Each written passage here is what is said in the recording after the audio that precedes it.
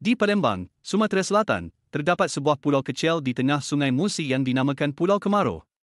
Pulau ini menyimpan kisah cinta tragis antara seorang puteri tempatan dan seorang pemuda Cina. Nama puteri itu ialah Siti Fatimah, anak kepada raja tempatan, dan pemuda itu bernama Tan Bon En, seorang pedagang kaya dari Cina. Mereka jatuh cinta ketika Tan Bon En datang berdagang ke Palembang. Tan Bon En meminang Siti Fatimah, dan ayahandanya bersetuju dengan syarat dia membawa hadiah dari tanah airnya. Tan Bon En pun pulang ke China dan membawa puluhan jiuci hadiah ke Palembang. Namun, ketika dalam perjalanan kembali, dia membuka salah satu jiuci dan mendapati isinya hanyalah sayur-sayuran. Menyangka dirinya dihina, dia sangat kecewa dan memutuskan untuk membuang semua jiuci ke sungai. Tidak lama selepas itu, dia terjun ke sungai dan tenggelam dalam kesedihan yang mendalam.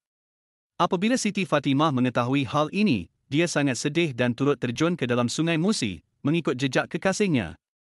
Selepas tragedi itu, sebuah pulau muncul di tempat kejadian yang kini dikenali sebagai Pulau Kemaro. Di pulau itu kini terdapat sebuah pagoda tinggi sebagai tanda peringatan cinta mereka yang abadi. Legenda ini terus diceritakan sebagai simbol cinta sejati yang tidak mengenal bangsa, darjat dan sempadan.